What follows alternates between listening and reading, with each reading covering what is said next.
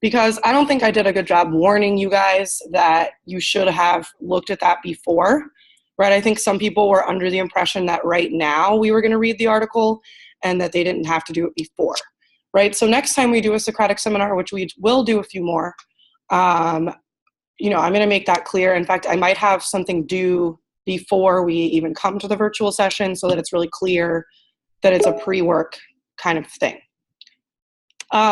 So regardless of that, right, we are going to talk about the article a little bit, kind of summarize it for those of us who maybe didn't look at it.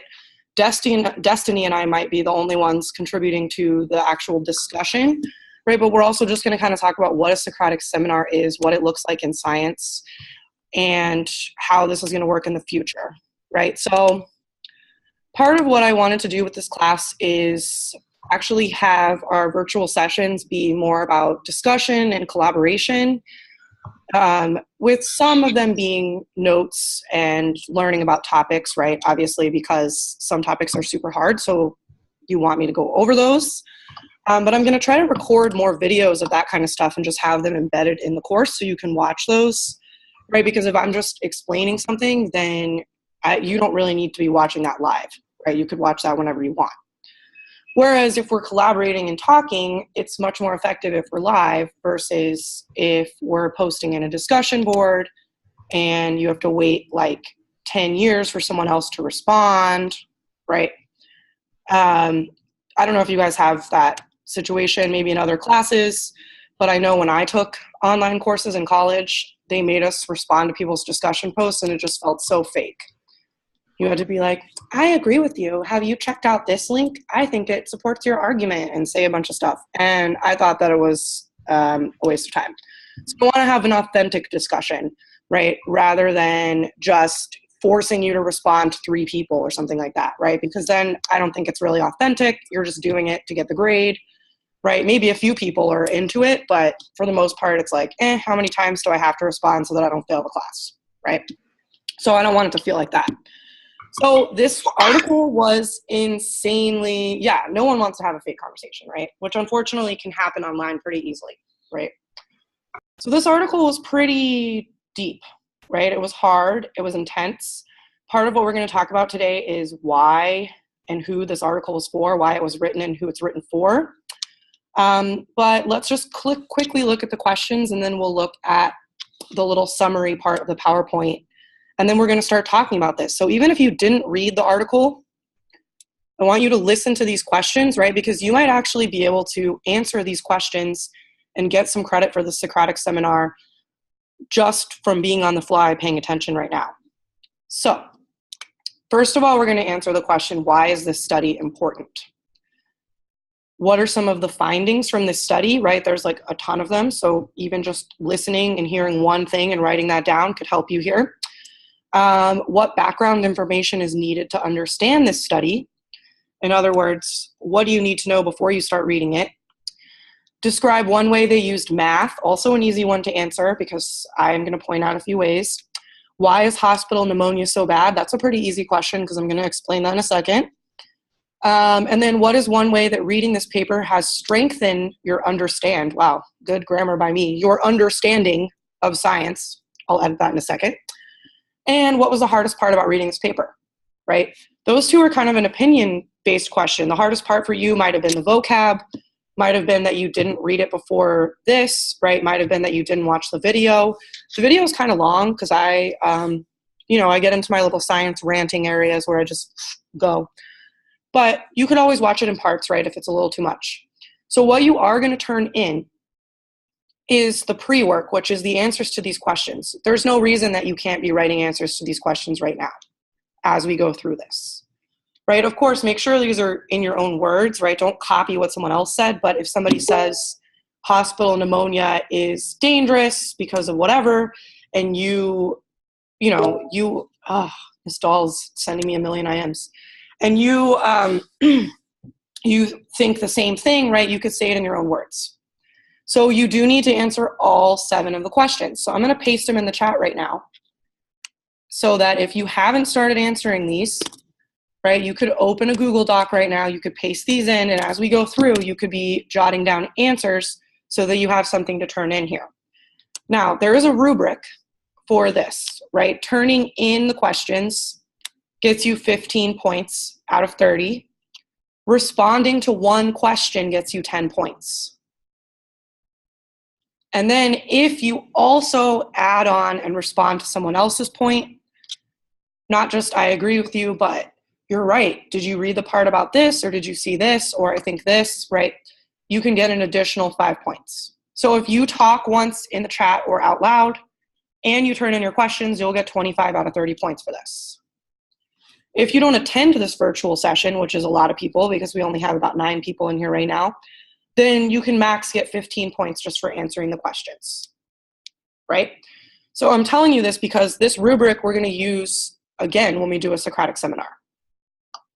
So the pre-work is about half of the work, and then actually responding in the chat during the session is part of the work. And then of course we want to work on building off of each other's points, right? Not just saying, yeah, you're right, I agree, yeah, because that's not an interesting conversation, right? We want to add to the conversation. So if we go back to the actual PowerPoint, right, I'm not going to go through the whole thing because, again, it took me about 45 minutes to go through the background and read the article, which would leave us with barely any time to discuss. So we're going to do the quick, condensed, super speed version here. You're not so good with, well, that's what we're going to be working on building in this class, right? Because talking about science is important in the same way that talking about books is important, right? So you want to be able to be science literate and actually have a conversation about science with people, right? Okay, so major components of a science paper, conclusions on what's being discussed, clues for testing. There's a video of me reading the article. Watch it if you haven't watched it, right? The article's hard. I go through every detail, right, and explain as much as I possibly can. We don't even read the whole article, right, because it's like 26 pages long. The article is linked there so you can open it. The background, right? Yeah, exactly. How much did I read? Maybe like 4 pages, I think. And one of them was a page of pictures. So yeah, we read like not even a fourth of it, right? And it took me 45 minutes. So some background information is about the immune system, right? This article is about hospital pneumonia, right? What is hospital pneumonia? It's pneumonia that infects people who have weakened immune systems. So they're already sick, they just had surgery, right? They're struggling with something, and they end up getting pneumonia, and it kills a lot of people, right? Yeah, you may have had it, you may know someone who's had it, right? It's really common, especially in the hospital, right? You can get it outside of the hospital, but it's less common. So if you didn't already, you're going to want to look at some of this background, right? But we did have some background here on types of immune cells. We will learn more about the immune system in the future. Actually, it'll be a choice if you want to learn more about the immune system or a different system, right? But regardless, it's good to know a little bit about your immune system. It's complex, right? The macrophages, they look like a Pac-Man. They eat bacteria. Natural killer cells, right? They're basically like cells with a machine gun that just shoot these signals that destroy cells. We have our interferon proteins, which are actually responsible for signaling, right, that there's something happening. They're like saying, hey, I'm infected, watch out, there's an infection. So now we're going to quickly summarize the article before we talk about and try to answer the questions. So Klebsiella pneumoniae, which is also known as hospital pneumonia, right, is becoming resistant to all known antibiotics.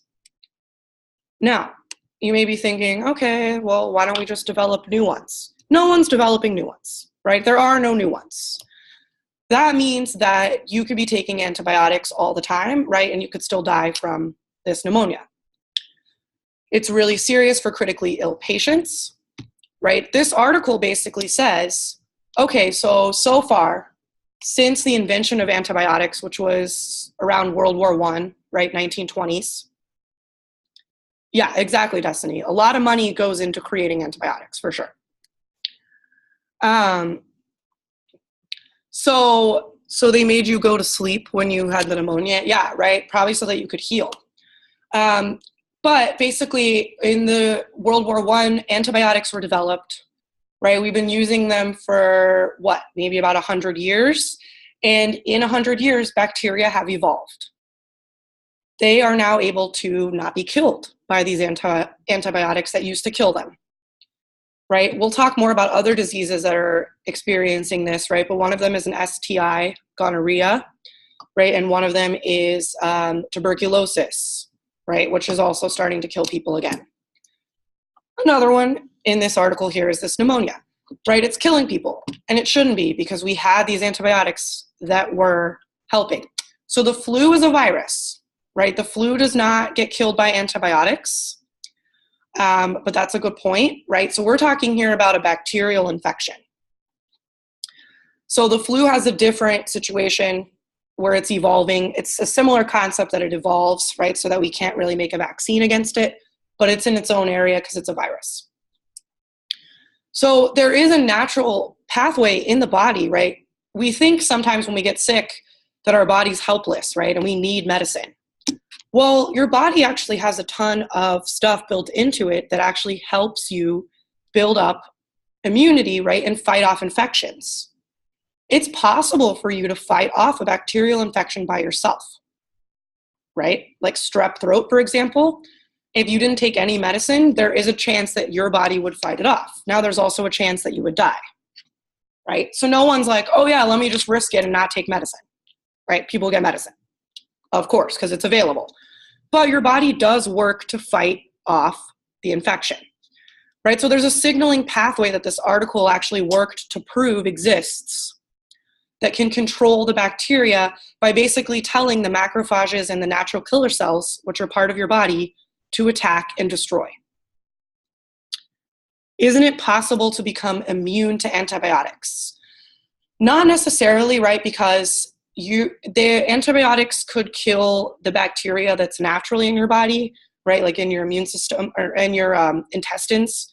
But because it attacks bacteria, it usually attacks the cell wall, right? Or other things. The antibiotics don't really, you wouldn't become immune to them necessarily because most of your body doesn't actually interact with them.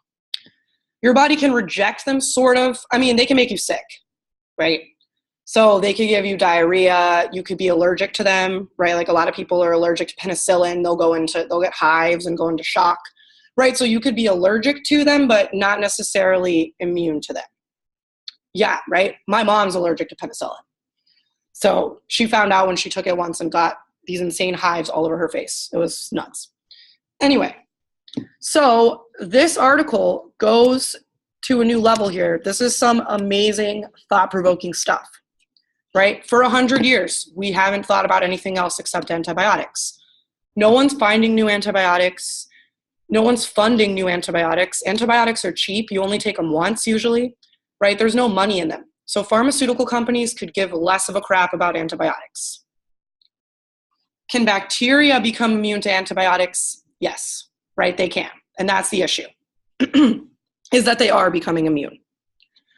So this article suggests, okay, antibiotics, we're done with that. Why don't we find a way to boost the body's immunity so that you can fight off the bacterial infection by yourself without any medicine, right? That's revolutionary. This is a new thought. Not only do they suggest that that's something that we should be doing, they show us the pathway that is basically the molecule that's necessary for that to happen. So imagine that if you got sick, you could get a shot that just had interferon molecules in it, and that just boosted your immunity enough that you fought off the infection by yourself. You would actually build immunity, right, to that infection. Antibiotics don't help you build immunity because they kill the bacteria for you. You would build immunity, right? And then essentially we probably wouldn't get sick as much, right? That's essentially where this is going, is that this could be an alternative to antibiotics. Would there be any drawbacks? Well, now that's the thing. We don't know because we haven't started experimenting with this. Could this cure cancer? So those natural killer cells, right, that were mentioned earlier they do kill tumor cells.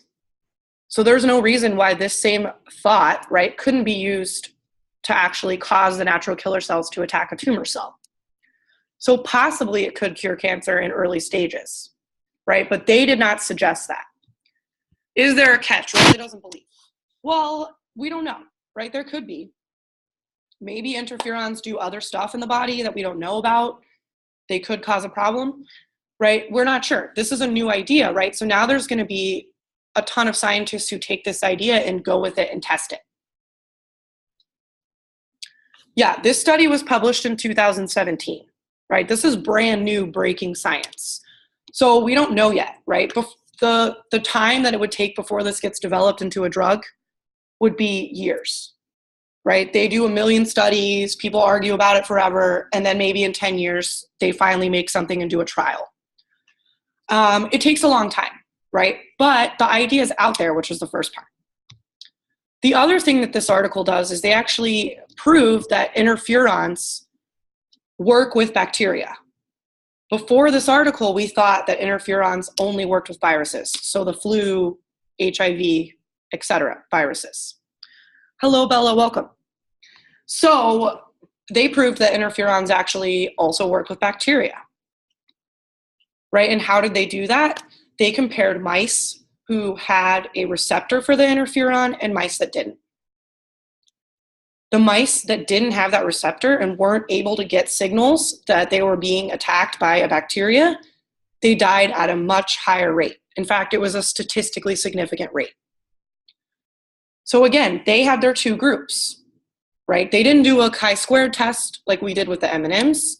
They actually did a student's t-test, which is that really complicated one that we're not really going to learn how to do, to prove whether there was a difference between the averages in the two groups. So the mice who had the signal were able to receive the signal versus the mice who weren't, right? And the ones who were able to receive the signal, they didn't all survive, right? Some of them still died. It's not 100%, but 90% of them survived versus the other 50% surviving, right? It was a big difference. See, there we go. Destiny throwing in some knowledge here. 90% of mice with the receptor survived after 10 days, but less than 40% survived. Oh, 40, not even 50, without the receptor. Exactly. So the problem too is that we think maybe when people have a suppressed immune system, right, they might not be releasing these interferon molecules. That could be the issue. Maybe that's why their immune system is suppressed. It's not working, right? That's just a little thought there too. So how do we test this? Excuse me. How did they test this? Right, they knocked out a gene in mice. Now that sounds weird. What they actually do is they mutate the gene so that it can't work. So they did this with the receptor, right? Because if you don't have a receptor, you can't accept the signal. It would be like if you have a basketball and you have no hoop. Where are you going to throw it to score a point? You're not, right? So they took away the hoop essentially so that the mice, the signal was just coming all day. It wasn't actually getting caught, right? Or received. Yeah, go ahead, Riley. Ask your question. Can you hear me? I can. Okay, I was wondering, since my mom, she has RA, and like they explained that it's her immune system attacking its own body. If that were to boost her immune system, would that just make the situation worse for someone, or would it actually help them? So that's a great question, right? So this is specifically would be boosting an interferon molecule, which would only increase the immune system's attack on viruses and bacteria, right? It shouldn't increase the immune system's attack on your own body, right? However, we don't know. It might, right? So that would be one of the things where they would have to do a ton of testing in humans to figure out the exact scenarios in which this could be effective, right? Because that's basically what doctors do, is weigh out the pros and cons. Everything's going to have some cons. Are the pros more? Okay, then we're going to do it, right? Are the cons more? Then that person should not do it. Right, so it's all about pro-con kind of analysis here, where it's like, well, is it worth it so you don't die in some situations, right? Maybe. But I don't think it would work to increase her RA, right? Because really that's a different part of the immune system that would be acting there. Okay, so they take away the receptor. Right, now here's a question that we can all possibly answer, even if we didn't read the article. Why are we using mice?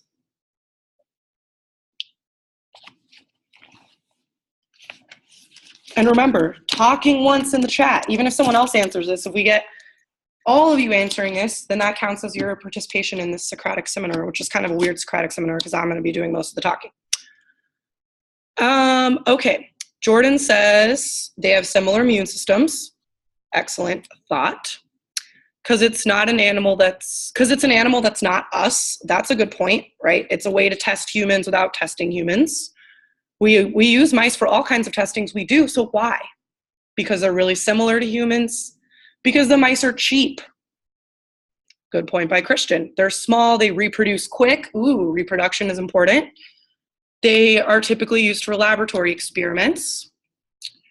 Yeah, human subjects would be dangerous, right? They're expendable. Yeah, sadly, right, they are. Now, I don't know, Elizabeth, I know you're a big animal rights person, so I don't know if you happen to watch the video of me reading the article yet, but they do have an ethics statement, right? But really what they do is they breed these mice and then they do kill them, right? However, they're not taking mice from the wild and killing them, right? They're completely bred specifically for scientific experiments, right? Which, you have to get a lot of permissions to do this, right? You can't just say, all right, I'm going to do some weird stuff to mice, right? It has to be very methodical. And as you can tell from the article, they have pages about how they did all this stuff, right? It wasn't just for fun, right? It was for a purpose. So a lot of the things that you guys brought up here are super true. They're cheap, right? And the most important one is that they're very similar to humans. If you dissect a mouse, they literally look almost identical to you on the inside, right? Now, mice studies are the first step, right? Because if something works in mice, we're like, cool, maybe it will work in humans. Does it always translate? No, right? Sometimes we try that in a human study and it's just not good. Genetic testing like this, where we knock out a gene, right? We don't do that in humans. That's, I'm pretty sure that's still illegal. Although gene therapy is something that is possible, right? Why not? What if somebody has a gene that's causing their immune system to do something that we don't want? Could we knock it out and fix that? Possibly, right? But it's hard. Knocking out a gene is actually really, really hard because genes are not clear, right? They're not start, end. They're start, end, extra stuff everywhere. So let me just make sure I'm writing down everyone that talked. Okay, yeah, Elizabeth, Destiny, Christian, Riley, Jordan, Alexandria, Winter. Okay. So far, so good. Oh yeah, sorry, I didn't even talk about the reproduction. And look at Alexandria responding to a classmate, getting that extra 5 points right there.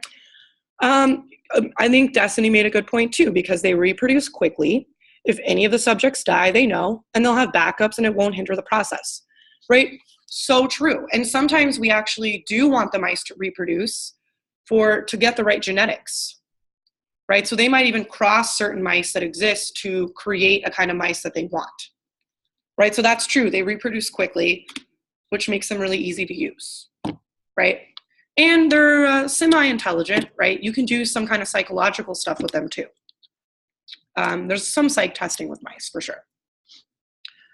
Okay, so the questions. Let's start going into those. So let me go back to that page with the questions. First question, now that we kind of talked about it a little bit, you guys might, again, suggest something here, right? You might not be 100% correct, but that's fine. We're having a discussion about it so that we can all learn here. Why is this study important?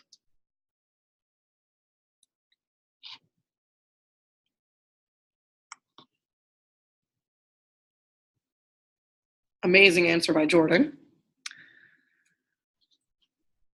So I'm going to start reading stuff here as people post it, right? If you're typing, keep typing. It is a revolutionary idea that can change how we deal with illness in the future, right? Exactly. Instead of thinking about outside medicines, we're thinking about using the body. They present a new idea. Rather than taking antibiotics targeting pathogens in our bodies, boost the immune system, probably through some sort of medication, I'm going to assume, so that the immune system can fight off the pathogens itself. Good. The study shows real effective ways to combat this evolving disease. Yeah, right? So the bacteria are evolving, and we should be slightly scared about that. Because one day we could be dying from basic stuff that we have never had to be worried about before. It's important because it proves that interferon signaling is important and necessary. Without the interferon receptor, the interferon is unable to signal NK cells and macrophages to attack bacteria. Beautiful, beautiful explanation from Destiny right there. It's important because it could help save people's lives in the future. Exactly, right? This is a medical implication, really. Yeah, good, Riley. Looking at the immune system, what's dangerous? What could benefit us? What tools does the body already have that could work? Right now, you guys may not know this, but the immune system is really complicated. Right? I took a class on the immune system, a full year-long class, a 500-page textbook just on the immune system. It's super complicated. And Riley, you said mine sucks. Everybody seems to be slightly different, right? So even though there's rules, immune systems don't always follow those rules, right? And so many factors can influence you, right? Things that happen to you as a baby or in childhood. Were you exposed to certain things or not, right? How stressed out are you? Again, you might perceive stress in a different way than someone else, right? So you might be stressed. Meanwhile, someone else in that situation might not be. That impacts your immune system, right? How much exercise are you getting? How much healthy food are you eating, et cetera? All those things can impact it. So it gets really, really, really complicated. And it was also an 8 a.m. class, so it was really hard for me to go to. Still got an A in it, though, because she didn't require attendance. So mine used to suck, right? So that's the thing. The immune system is also constantly changing, right? So I know when I lived in New York City, I used to get sick all the time, right? Like probably twice a year, I would have a sinus infection. I would get bronchitis. A few times I had the flu, right? Now that I moved here, I haven't gotten sick as much. Did I change anything that I was doing? I guess I probably changed like commuting as much, but otherwise not really, right? So sometimes climate can impact, or what viruses or bacteria exist in the climate that you're in. So first grade through freshman year, it was almost every week I was sick. See, that is so hard. Bella says, I'm stressed, probably why I'm sick. Yeah, right? Stress has a huge impact. It really does. I never get sick, so I can't relate. Yeah, right? And some people never get sick. Right? You know, you see those people and you're just like, really? Or maybe you never used to get sick and now you do. I was sick up until I was 2, but it was because I was in the hospital. Yeah, right? So again, things influencing you from lots of years ago. Okay, second question here. What are some of the findings from the study? People kind of already answered this, so we'll just sort of summarize again. Destiny's answer is really good here, right? If you haven't watched the video yet, if you do, you're going to be able to write an answer like that, right? Really, this study, one of the things that they proved was that the interferon is the signaling molecule that allows the mice to respond to the bacteria, right? And what does it do? The interferon signals to your immune system to act. I believe if anybody else has an idea for this one, right, you could post it in here in the chat. But otherwise, we're probably going to move on. A couple other things that they proved were more detailed parts of the pathway, right, which I didn't even go into. Okay, let's see. My sister just learned how to unlock the door.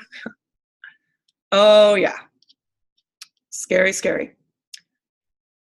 Okay, just to repeat. Okay, good. So that when she goes to New Mexico, okay, there you go. Yeah, so climate can have a big impact on things, right? Okay, question 3. So based on what you guys are hearing right now, what kind of background information is needed to understand this study?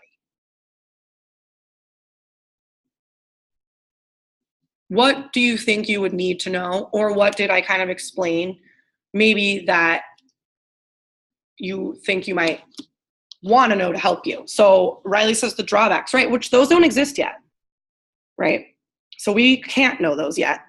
The vocab words, yeah, there's a ton of vocab words, right? Interferon, macrophage, natural killer cell. What interferons are and why they're important, what causes hospital pneumonia, yeah, some general information about sort of what's going on, what the macrophage and natural killer cells are, as well as what an interferon is and their functions. Good. And the catches, yeah, but of course we don't know that yet, Riley, and we won't. Yeah, what the terminology means, right? Macrophage, IFN, natural killer cell, etc. Some basics about the immune system. Yeah, Christian's right. If you don't know anything about the immune system, even hearing macrophage, you're going to be like, huh, right? Knowing some general information. I agree with Destiny. The natural killer cells are important to know about and how they work. Okay, good. Especially because those are the ones, Jordan, that are involved in killing tumor cells, which I believe you mentioned before, right? So this could be a segue into treatment for other diseases other than just pneumonia. Yeah, right? So again, though, this is the precursor to that, Riley. Like, they're not actually giving anyone any medicines because of this study. It's just giving people ideas on possible medical developments, right? But you're right. They're not always clear about what could happen, right? Okay. So, of course, this is my favorite question. Describe one way they used math to strengthen their findings. From Elizabeth, they used graphs, excellent, to show that mice with IFN had limited bacterial growth in comparison with the mice that did not have IFN. Great. Graphing is math, guys, right? The fact that they have a visual graph representation is great. In fact, it makes the data a little bit easier to understand. I thought so, right? When you can see it explained. They used graphs. They used X-ray scans of the lungs. Good. They had pictures of the lung tissue and what it looked like.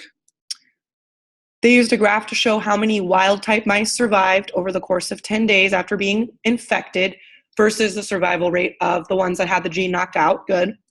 They used statistics and percentages for the same thing Elizabeth mentioned. Yeah, so not only did they have the graph, they also did that student's t-test, right, to analyze the difference between the two populations statistically, right? Was it statistically significant? And in a lot of their tests, it was. There were some where it wasn't statistically significant, right? Which is fine. But they have to mention on each one whether it was or not. Okay, good. So they use math a lot, right? And in kind of a hard way because they don't really explain any of that necessarily, right? You kind of have to read it and think about it and figure out what it means. Okay. Why is hospital pneumonia so bad?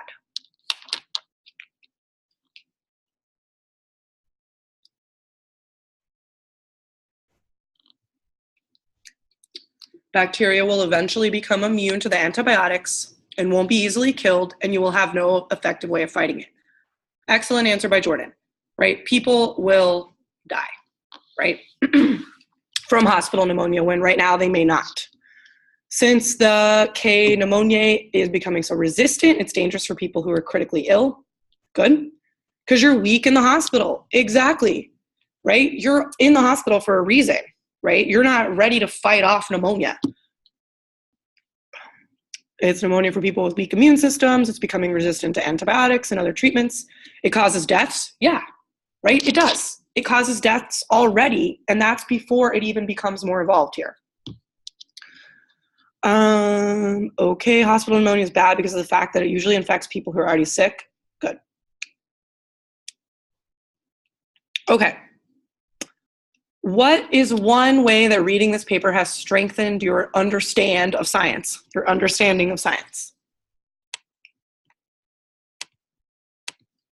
Again, if you haven't read the paper yet, how has just this chat that we've had right now helped your understanding of science?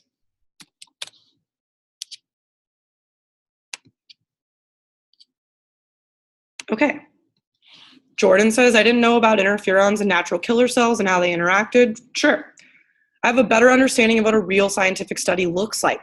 Yeah, right? They're really, really complicated, right? You think science study and all the labs we do, right, where it's very clear cut, that when they're doing real revolutionary stuff, it is confusing and complicated.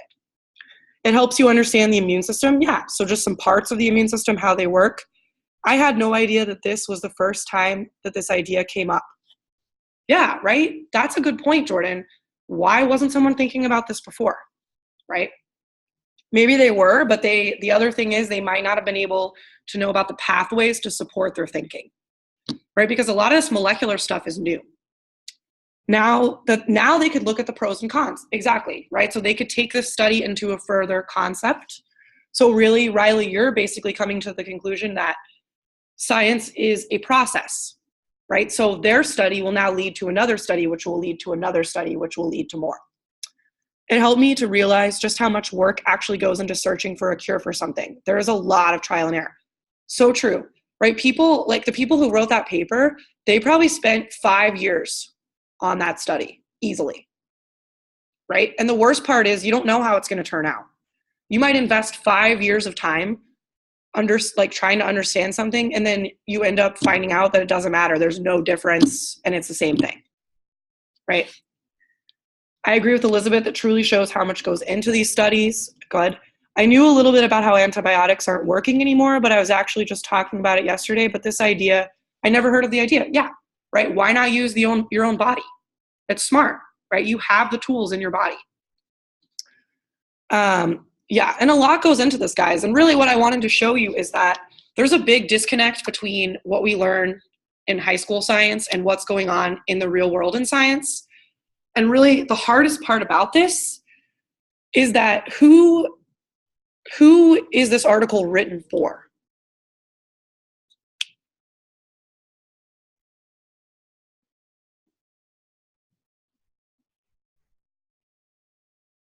Yeah, so Jordan, you're right. It could have been around, floating around, but not developed yet. Yeah. Riley, the people, what people? You? Was this written for the average person who's on Facebook? Is this going to pop up as a little BuzzFeed video?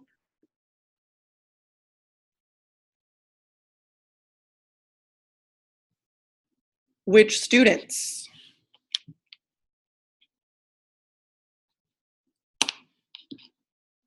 So the thing is, guys, the hard thing about science is that science papers are written for scientists. They're not written for the general public, right? Imagine that you didn't have me reading the article to you, right, and explaining some of the science behind it, and I just gave it to you and said, read it, right? You would have been like, what is this?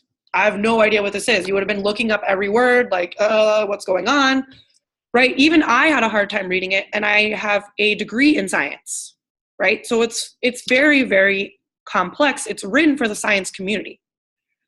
Winter's correct. It's written for people who could support the study with money. Of course, right? A lot of this is about finding funding. Now, the hard thing is, how easy would it be for someone to lie about what this paper's about? Right? Imagine that I just told you, actually, this paper's about blah, blah, blah, blah, blah. You might say, okay, well, she seems to know what it's about. I'm going to agree with her. Right? And that's why a lot of times when you hear about these science studies, right, they're just lying. They have no idea what it's about, right? They didn't interpret it correctly because they don't have the science background to understand. Am I lying to you? No, I'm not. I'm not being paid by anyone, but usually it's people who are being paid, right? Like you might be paid by an oil company to claim that oil is healthy in some way, right? Especially with the statistics, it's really easy to say, oh yeah, this was statistically significant. And you know, if you don't understand what that means, you're not going to be checking on that data. Is that true? Right? In fact, I think I would love to be like a PR person for science and actually explain scientific studies to the public, because that would be really fun. But I don't even know if that's a thing. So yeah, you got to do what you got to do to get your money, right? TED Talks, yeah, maybe.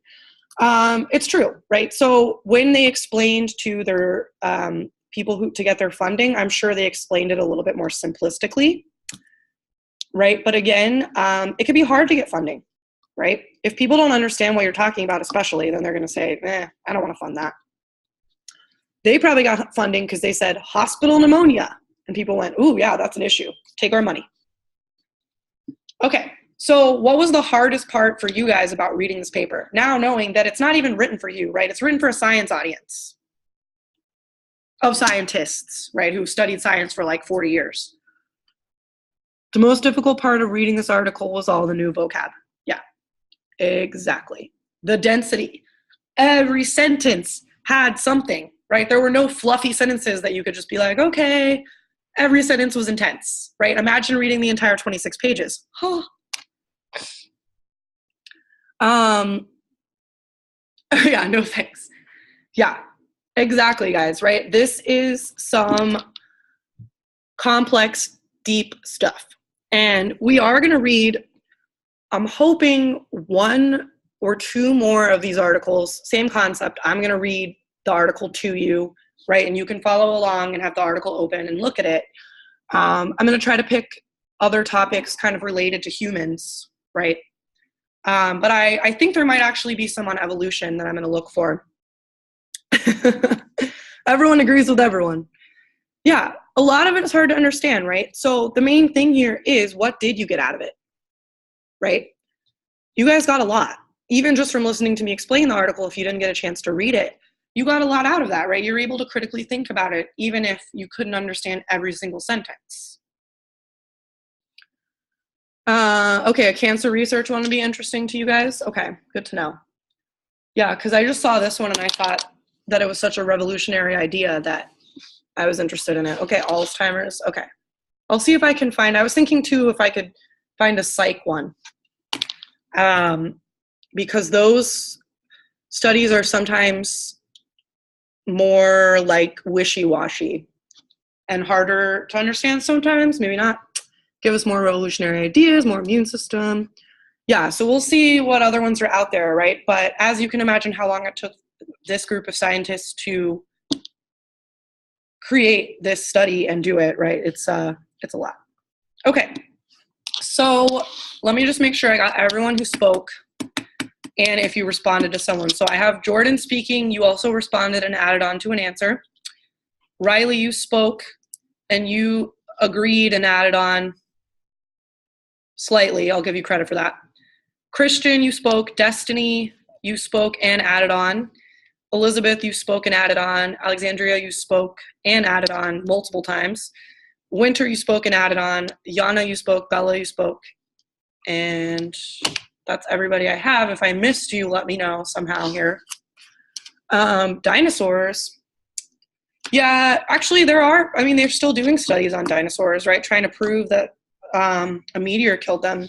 They kind of already proved that a while ago, though, so I don't know if there's any real recent articles about that. But T-Rex got feathers. Okay, I'll see if there's any dinosaur ones for you guys. Okay, so then when you submit something for this, you're just going to put answers to the questions, right? They don't have to be super detailed, just whatever you can say about that question to show that you did the pre-work, right? Of course, you might have been doing the work as we talked, which is fine. And then based on the people that I wrote down who spoke, I will be giving you your 10 or 5 additional points on the rubric. And thanks, guys, for putting in the time here to really think about this article. There's not a code word because I have who came, and if you didn't come, you're not going to be getting those 15 points for participating in the Socratic seminar, right? So that will be your code word is you didn't participate. An enzyme for mice brains that have Alzheimer's. Okay. Yeah, so great job, guys. Yeah, how do you give it Alzheimer's? That's true. That is a good question, Destiny. I don't know. I'm sure they have a way. But I don't know how they do that. Okay, so good job today, guys. I know that was hard intellectually, right? But you did it. And next time we do an article, you'll kind of know going in, right? Deep breath, brace yourself, and watch the video if you haven't gotten a chance, right? Because it is really interesting, the work that they did and the data that they did end up getting. And otherwise, I will, the other thing, thank you. The other thing is next Friday is the 23rd. I sent an email about this, right? But I know some of you guys never read your emails. We are going to have our session at 1 p.m. because I'm going to be on the field trip to the planetarium. So I'm going to be gone at 10. I want us to have the session just because I don't want to get behind in the virtual sessions. And it's actually going to be a really fun lab where we're going to pretend that we're measuring mice and do this mutagen thing with tails. And from that, we will actually talk about mean, median, mode, and data, which sounds boring, but it's going to be cool. So 1 p.m. next Friday, that's just that one time change. Otherwise, we'll go back to 10 the next time. And I will see you guys there. And thank you for attending today.